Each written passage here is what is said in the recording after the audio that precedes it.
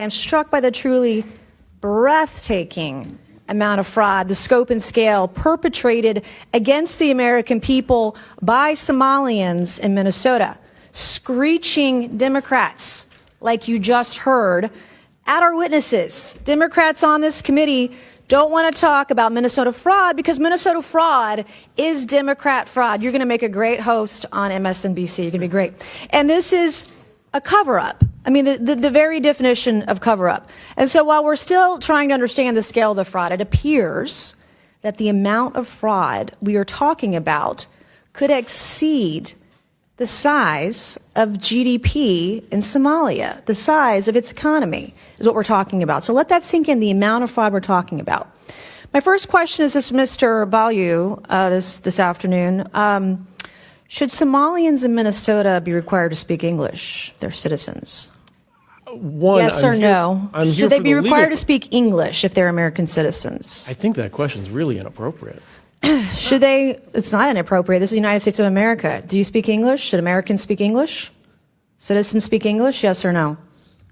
Point of inquiry: is English the official language of the United States? It's a question. Mr. Chairman, I'm being interrupted again by another parliamentary inquiry. I would like to reclaim my time, Mr. Chairman.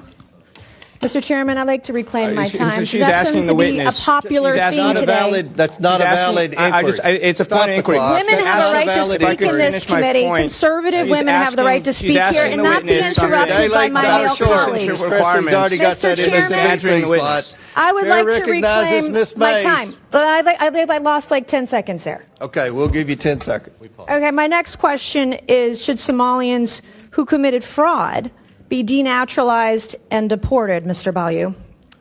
Again, yes I'm not sure no? That's an appropriate question because the majority of Somali Minnesotans are So if you commit fraud in citizens. this country and you are here from Somalia, you don't believe they should be denaturalized and deported? Again, how much fraud would it take for you to want to denaturalize and deport someone who committed fraud in this country? How much? Again, a billion, 9 billion, 19 billion? What would it take for you? Most Somali Minnesotans are citizens.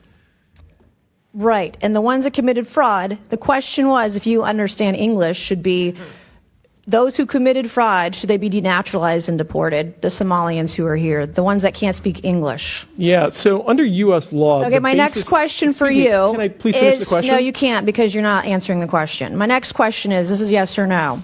If you marry your brother and you commit immigration fraud, should you be denaturalized and deported?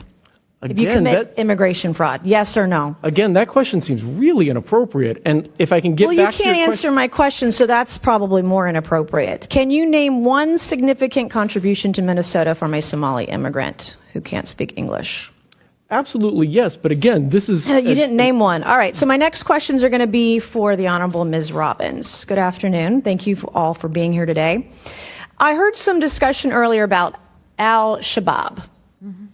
And the discovery that you believe some of this money that was defrauded the U.S. government went to al-Shabaab. Is that correct? Did I hear that right? Yes, it's been proven. How much money are we talking about?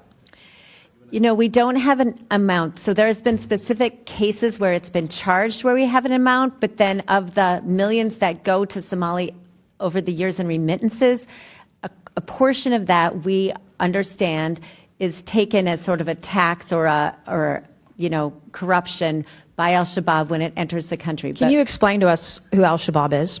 It's a terrorist organization in Somalia. And they're affiliated with al-Qaeda, is that right? My understanding is they are. I am on the DNI website where it tells me that since 2014, al-Shabaab has killed more U.S. citizens than any other al-Qaeda affiliate. And as of 2025, al-Shabaab, this group is al-Qaeda's wealthiest component. Can you believe that?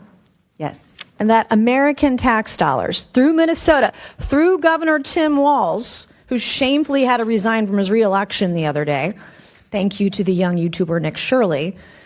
This is the kind of thing that was happening in Minnesota. So I praise the Republicans who are here today from the Minnesota State Legislature exposing this fraud. And then, Ms. Robbins, when do you think Tim Walz became aware of the fraud? I think he's been aware of it since the beginning. This was a huge issue in our state in the year he ran for governor. And the OLA reports came out, first identifying the child care fraud in March and April of 2019 when he was in the first months of his term. Was Keith Ellison in on it too, knowledgeable, the Catholic turned Muslim guy in Minnesota? Yes, they were all newly in office, and this was very public knowledge in Minnesota. What role do you think Tim Walz and Keith Ellison played, his administration, in delaying investigations into the fraud? So I've outlined several things where they stopped our ability to strengthen internal controls, and they also shut down the criminal investigations by the OIG in DHS. Thank you, Mr. Chairman. I yield back. I do have two articles, Mr. Chairman, that I would like to ask unanimous consent. This one on foxnews.com, Minnesota fraud probe will expand to other states.